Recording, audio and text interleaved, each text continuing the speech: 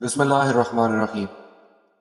یہودی مذہب کے ممتاز ادارے ٹیمپل انسٹیٹیوٹ کی جانب سے اعلان کیا گیا ہے کہ مکمل طور پر سرخ بچڑے کی پیدائش ہو چکی ہے، جس کے ساتھ دنیا کے اختتام کا باب شروع ہو گیا ہے اور کائنات اپنی زندگی کے آخری مراحل میں داخل ہو گئی ہے۔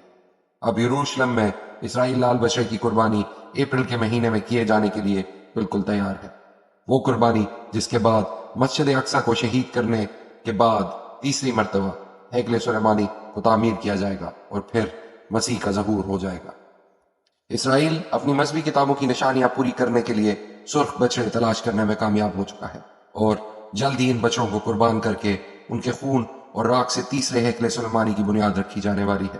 جس کی تعمیر کا آغاز کرنے سے پہلے مسجد اقصی کو شہید کیا جائے گا۔ اسرائیل نے یہ بچڑے کب اور کہاں سے حاصل کیے اور ان کی قربانی کب ہونے والی ہے، اس کی ڈیٹ بھی اناؤنس کر دی گئی ہے۔ یہ سب کچھ اتنا جلدی اور اچانک ہو رہا ہے کہ پوری دنیا کے لوگ اس وقت ایک عجیب و غریب قسم کی حیرت کا شکار ہیں، لیکن یہ سب کچھ اتنا مشکل نہیں ہوگا جتنا لوگ اس کو مشکل سمجھتے ہیں۔ اس سلسلے میں اسرائیلی یہودیوں کا عقیدہ ہے کہ اسرائیل نے اپنی مذہبی کتابوں یعنی تورات اور تالمود، جسے ہم زبور کہتے ہیں، کے مطابق سرخ بچڑوں کی تلاش میں کئی ملین ڈالرز پھونک ڈالے تھے، لیکن اب تک انہیں ایسا کوئی سرخ بچڑا نہیں ملا تھا جس پر کسی بھی قسم کا کوئی دوسرا نشان نہ ہو اور ان کے جسم پر مکمل طور پر سرخ رنگ کے بال ہوں۔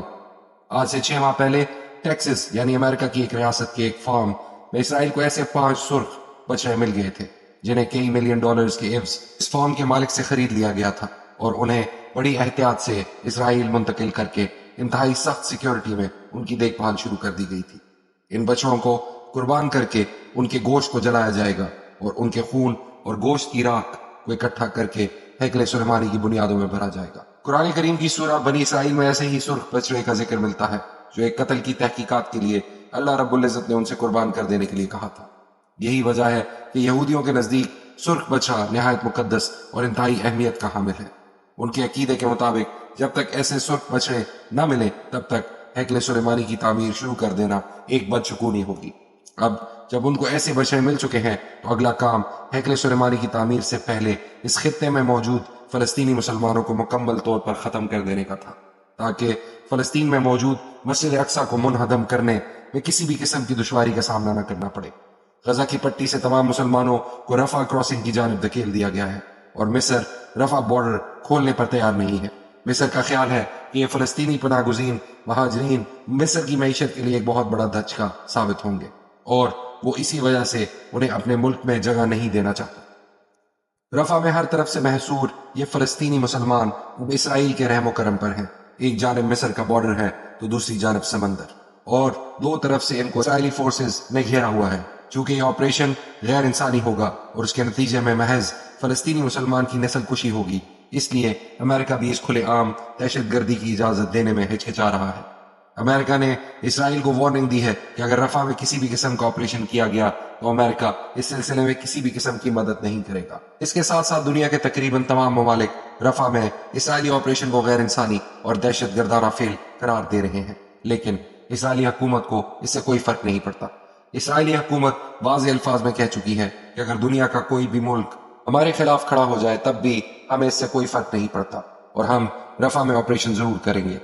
اب آپ سمجھ سکتے ہیں کہ رفح میں آپریشن کرنے کا اصل مقصد کیا ہے۔ مقصد یہی ہے کہ فلسطینی مسلمانوں کو مکمل طور پر ختم کر دیا جائے اور جو تھوڑے بہت باقی بچے انہیں اس قابل نہ چھوڑا جائے کہ وہ اسرائیل کے خلاف کھڑے ہو سکیں۔ اگر اس خطے میں کوئی بھی ایسی مزاحمت کار قوت باقی رہ جائے جو اسرائیل کے کرتوتوں کے خلاف کھڑی ہو سکے تو اسرائیل اپنے ہیکل سلیمانی کی تعمیر کے خواب کو عملی جامہ نہیں پہنا سکے گا۔ اور اس کے ساتھ ساتھ کچھ اندرونی ذرائع کے مطابق اسرائیل ان بچڑوں کو جنہیں ٹیکسس سے خریدا گیا تھا جبل زیتون کی چوٹی پر بالکل مسجد اقصی کے سامنے قربان کرنے والا ہے۔ اس کے بعد انہیں جلا کر ان کی راکھ اور خون کو ہیکل سلیمانی کی بنیادوں میں بھرنے کی تیاری بھی مکمل ہو چکی ہے۔ اپریل شروع ہو چکا ہے اور ہمیں معلوم نہیں کہ اپریل کی کس تاریخ کو یہ کام سر انجام دیا جائے گا، اس لیے ہم یہ اندازہ لگا رہے ہیں کہ اسرائیل جلد ہی رفح میں آپریشن شروع کرے گا تاکہ مصر کو بارڈر کھولنے پر مجبور کیا جا سکے اور بچے کچے فلسطینی مسلمانوں کو بارڈر پار دھکیل کر فلسطین کا پورا علاقہ مکمل طور پر خالی کروا لیا جائے۔ اس کے بعد اسرائیل بڑی تیزی سے مسجد اقصی کے انہدام کی تیاری شروع کر دے گا تاکہ اس کی جگہ پر ہیکل سلیمانی کی تعمیر کی بنیاد رکھی جا سکے۔ وہ مسلمان جنہیں لگتا تھا کہ اسرائیل بھرپور عالمی دباؤ کے سامنے ایسی کوئی حرکت نہیں کر سکے گا، وہ اس وقت بڑی حیرت سے اسرائیل کو اپنے تمام تر منصوبوں میں کامیاب ہوتے ہوئے دیکھ رہے ہیں، اور یہی قرب قیامت کی نشانی بھی ہے۔ بڑے بڑے مسلمان عرب ممالک اسرائیل کی پشت پر کھڑے ہیں اور انہیں محض اپنے مفادات کی غرض ہے، چاہے مسلمانوں کا قبلہ اول مسجد اقصی کو شہید ہی کیوں نہ کر دیا جائے۔ کعبۃ الصغریٰ یعنی وہ سنہرا گنبد جس کے نیچے وہ پتھر موجود ہے جس پر حضرت آدم علیہ السلام کو جنت سے زمین پر اتارا گیا اور جس پر حضرت ابراہیم علیہ السلام نے حضرت اسماعیل علیہ السلام کو ذبح کرنے کی کوشش کی، اس پتھر کو بھی یہودی مقدس مانتے ہیں۔ مسجد اقصی کو مسمار کرنے کے بعد یہ پتھر بھی یہودیوں کے تیسرے ہیکل سلیمانی کی زینت بنا دیا جائے۔ یہ تمام تر تیاریاں دراصل دجال کی آمد اور اس کے استقبال کے سلسلے میں ہو رہی ہیں۔ نبی کریم صلی اللہ علیہ وسلم نے ارشاد فرمایا کہ دجال کے ظہور کے بعد حضرت امام مہدی علیہ السلام فلسطین میں موجود ہوں گے اور خراسان سے کالے جھنڈوں کا ایک لشکر ان کی مدد اور معاونت کے لیے نکلے گا اور ان کا راستہ کوئی بھی روک نہیں سکے گا، یہاں تک کہ وہ ایلیا یعنی موجودہ یروشلم پہنچ کر حضرت امام مہدی علیہ السلام سے مل جائیں گے۔ اس زمانے میں خراسان کا علاقہ موجودہ افغانستان، پاکستان، ایران اور انڈیا کے کچھ حصوں پر مشتمل تھا۔ انڈیا میں بڑھتے ہوئے مسلم کش فسادات، پاکستان میں اسٹیبلشمنٹ کی کمزور ہوتی ہوئی گرفت، افغانستان میں طالبان کی حکومت کا قیام اور ایران کی فلسطین کے مسئلے پر غیر معمولی حمایت اور دلچسپی اس چیز کی طرف اشارہ کر رہی ہے کہ جلد ہی ان علاقوں میں ایک مسلم خلافت قائم ہوگی، کیونکہ ایک مسلم خلافت کے دور ہی میں اس طرح کی کوئی فوج یہاں سے نکل کر فلسطین جا سکے گی۔